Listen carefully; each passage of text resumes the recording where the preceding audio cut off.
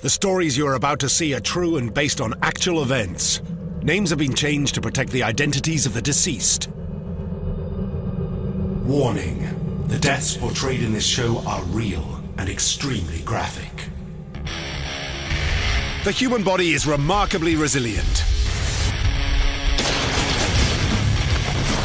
Every day we fight a new war against germs, toxins, injury, illness, catastrophe, and calamity. The fact that we survive at all is a miracle.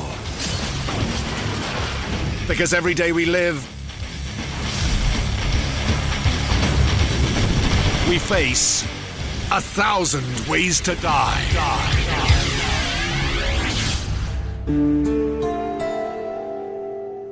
Billy DeMeo is a few short breaths away from freezing to death. Many of us think, not a bad way to go. It's like falling asleep. If poor Billy here could talk, he'd tell you a different story. South Philly Billy, that's what everybody called him. He got his job in the meatpacking district through a mob-connected cousin. It was a sweet deal. And unlike his co-workers, the cold never bothered Billy.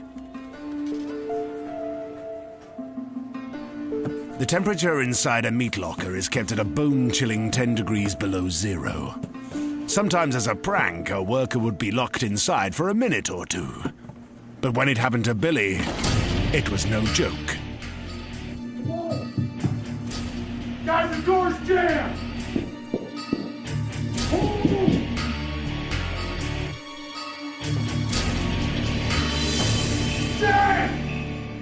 Billy's body temperature starts out at a normal 98.6 degrees. But when that freezer door slammed shut, his death clock started ticking. Time and temperature were now his enemies. After 10 minutes, the palms on Billy's hands are down to 60 degrees. Anyone who's ever been out too long in the cold without gloves knows one thing: it hurts like hell. Capillaries in the surface of the hands constrict, causing blood to retreat deeper into the torso to keep vital organs functioning. This response to severe cold is one of our built-in defense mechanisms. The human body will sacrifice its own toes, fingers, hands, and feet to frostbite in order to ensure survival. 17 minutes in the freezer and Billy's core temperature has dropped to 97 degrees. This triggers a major reaction. Deep inside his brain, the hypothalamus has detected the temperature drop and orders the constriction of the entire web of surface capillaries. His body-warming blood is now in full retreat. Hypothermia, which means a lack of heat, begins to set in when the body's core temperature dips below 95 degrees. It continues to fall about 1 degree every half hour.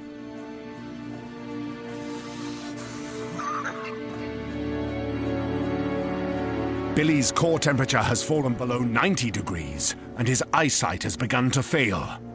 Such simple things as the numbers on a watch become gibberish. The victim has crossed the border into a medical condition called profound hypothermia. Billy's blood thickens and slows, reducing his ability to burn oxygen. His nerve tissue is getting too cold to transmit electrical impulses, causing his heart to beat erratically.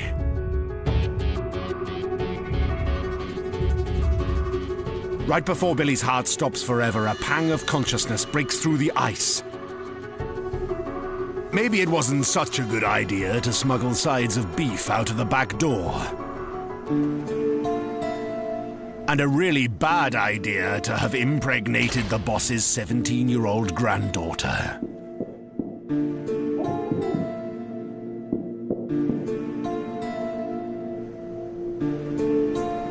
There's an old Italian proverb that says revenge is a dish best served cold. Rest in peace, South Philly Billy.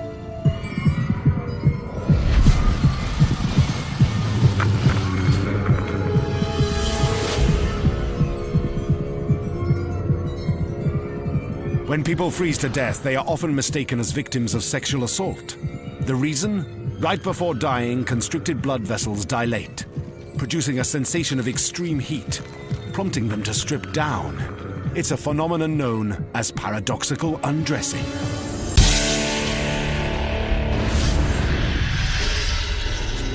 The passengers in this twin-engine Cessna are about to die. Cause of death? Not what you think. If we back up to the beginning of this story, it's certainly not how these three friends thought their day or lives would end. Richard Paxton and his two pals had been exploring the reefs by Cabo San Lucas for the last 3 days. They decided to squeeze in one last dive before heading home. After an hour at 45 feet, the divers made their way back to the surface, making sure to come up slowly enough to safely release nitrogen gas stored up in their bloodstreams. Decompression sickness, commonly referred to as the bends, poses a serious threat to anyone who scuba dives. Catalina Island houses the largest hyperbaric chamber in Southern California. Hyperbaric comes from the word hyper, meaning above normal, and baric, meaning of pressure. If a diver is suffering from the bends, he's brought here for treatment. What decompression sickness is, it's normally called the bends. As you go down underwater, breathing air off a scuba cylinder, the air in the tank has about 80% nitrogen. And so the deeper we go and the longer we stay underwater, the more of this nitrogen gets dissolved in the body. As we come up, if the gas isn't released slow enough, that gas could then come out of solution in the form of bubbles. What will happen is you'll have bubbles that could form around the joints and cause pain in the joints. You could have bubbles impinging upon nerves, leading up sometimes to full paralysis. Richard was eager to get back into his new toy, a present he gave himself for getting his certification to fly a twin-engine aircraft. In his excitement, he forgot one of the cardinal rules of diving. Never dive and fly the same day. As soon as the unpressurized plane climbed out and reached its cruising altitude of 12,000 feet, Richard and his friends began to feel the first symptoms of DCS. The higher the altitude, the higher the probability of developing decompression sickness. Probably the worst scenario would be something called a vestibular hit, where bubbles form in the balance mechanism of the ear, and you end up with just severe nausea, severe vertigo or dizziness. It's a really bad idea to fly following a dive, yeah. With Richard at the controls of the plane, but losing control of his mind and body, it was the all-time worst-case scenario. The three men incapacitated by the bends could only watch in horror as their plane augured straight into a mountainside.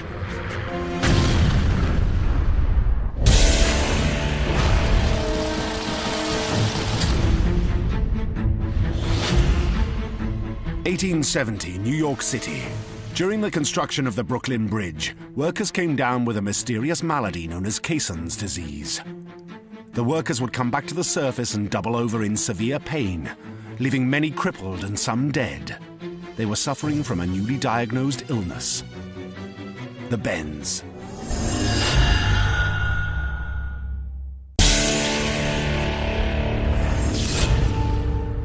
The island country of Haiti knows a thing or two about death. With a history rich in occult ritual and voodoo practices, death is deeply embedded in Haitian culture. They've even turned it into a commodity. One of Haiti's biggest exports are human cadavers for research purposes. But it's on the voodoo scene where Haiti truly garners major death kudos. This land belongs to me. These two brothers have squared off over a land dispute. After accusations, insults, and a shove, the man on the ground, James, is thinking about revenge. He seeks out a voodoo witch doctor and arranges a nasty surprise for a brother turned enemy.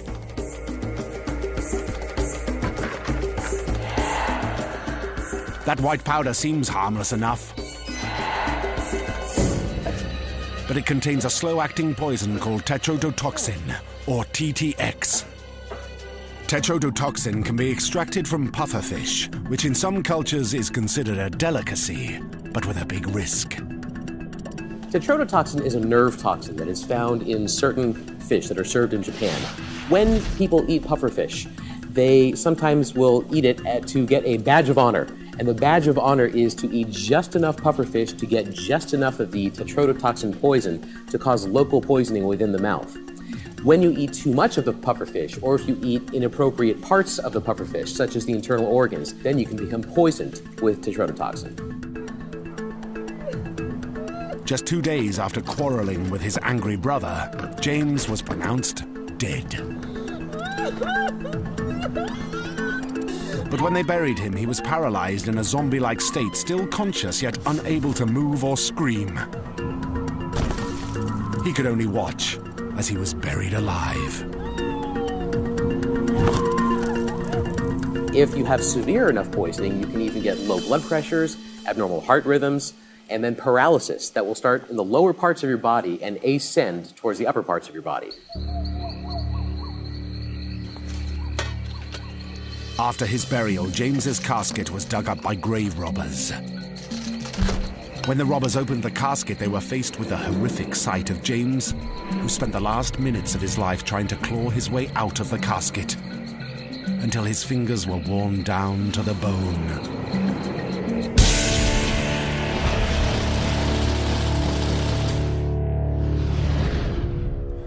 The man flapping his arms like a bird is Dolf Schmidt, a German librarian with a serious fetish for fish. Pure fish! Dolf longed to be as close to fish as possible, to swim like them, and to swim with them. To achieve this dream, this amateur ichthyologist went so far as to create his own fish suit. He took an old waterbed, cut it up, and glued it into something he called the Merman.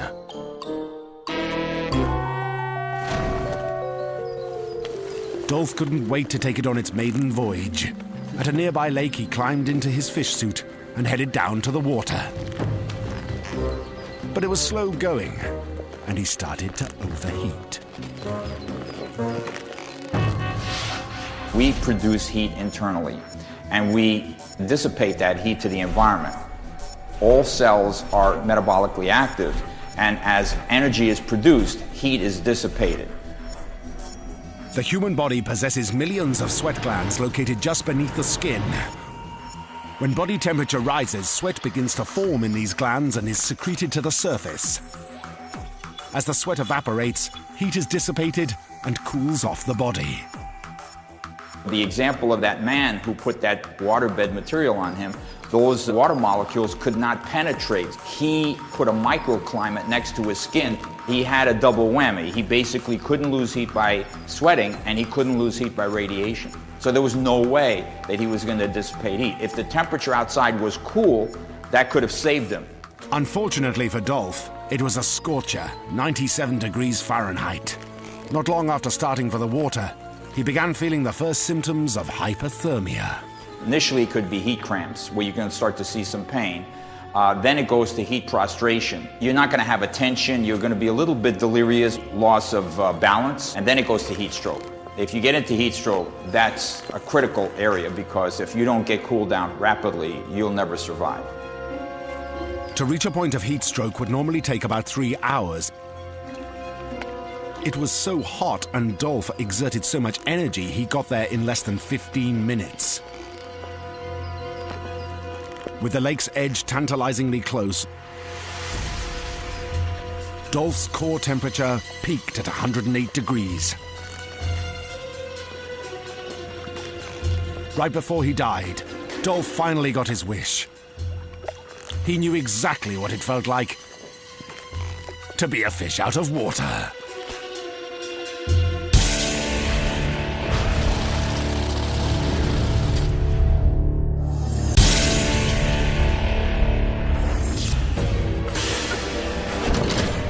We've watched stories of people who died accidentally, tragically, or just through plain stupidity. But when we murder each other, death becomes even more gruesome. That brings us to our next story. Any married man out there knows what it's like to be pecked to death. Back in the 2nd century, it had a different meaning. Let's say you're the guy with the beard in the bad fur coat, and you had incurred the wrath of the tribal leaders. Here's what would happen. They would wrap you up in a freshly killed animal skin and then take you out into the forest and leave you tied to a tree. What happens next would depend upon which carnivores were around. Most likely vultures would quickly pick up the scent and descend upon you like a fat kid on a Happy Meal. Their razor-sharp beaks would tear you apart while you would helplessly watch yourself get eaten alive. Those were the days. Hi, what's your name? You know my name. You yell every night. Her name is Shauna Richardson, and this is Rick West, her husband and jump instructor. Shauna is about to make her first solo parachute jump. All right, Shana, what are you getting ready to do? My first AFF. All righty then. AFF stands for Accelerated Freefall, and Shauna was prepared. It was a perfect morning outside of Joplin, Missouri, a good day to jump. Once the jump plane reached 12,000 feet, Shauna and Rick climbed out on the wing and flew off. Rick recorded the event on a video camera. Woo! Good job, Dana. Yeah, it's my girl. Looked up and said, good job, Shana, you did a good job. And then a few seconds later, I see her spinning in front of me. And I'm thinking, you shouldn't be doing this. I thought she was doing it for fun. Seconds later, I started realizing she's not having fun, that we have a problem here. Shana! Shana! My heart went to my throat. I couldn't hardly breathe. I was like, oh man, I got to do something for her. What can I do? Can I get close enough? She comes so close, man. I had thoughts of, man, if you could just jump down, dive in real quick and grab her. But then I knew, in reality, that if I tried to grab her, we could probably tangle parachutes and both fall to our death. So I spin on top of her, yelling at her, pump the brakes. That's what I'm yelling, is pump the brakes. Pump the brakes! Pump the brakes! Pump the brakes! Pump the brakes!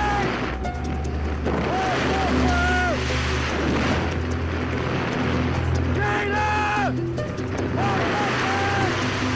Pump the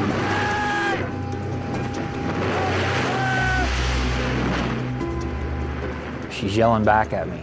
I'm yelling, pump the brakes. She goes, I am, it's not working. You can't hear that in the video, but it's actually happening.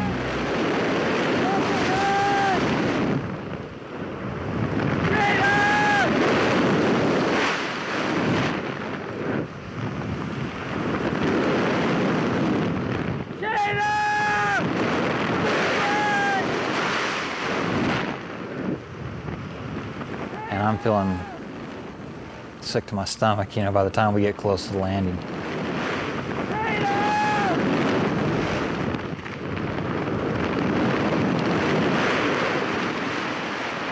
God damn it! There was my girlfriend, someone that I loved and cared about, that had hit the pavement, and she hit pretty hard and made a big pop, and then it was silence after that, and I just thought that most likely she was dead. So I shut the video off and ran up to her. Her partially open chute had broken some of her fall, but Shauna still came in fast and hit the pavement at 55 miles per hour, face first. And she spit a bunch of her teeth out, and there's blood coming out of her eyes, her ears, her nose. It was pretty rough. And she's like, am I alive? This is one time where someone who should have died didn't. Against all odds, Shauna Richardson survived her terrible fall. With 1,000 ways to die, she had found one way to live.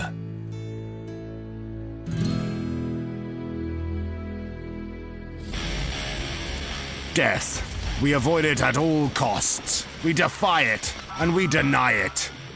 But it's as much a part of our lives as life itself.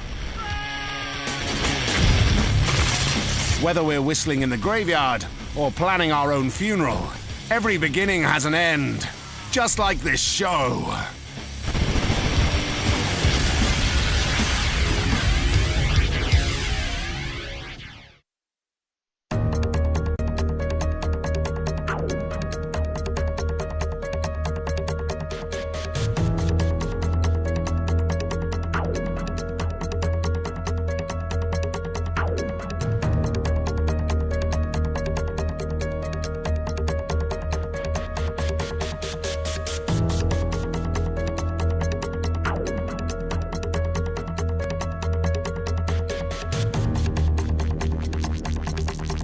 It's original.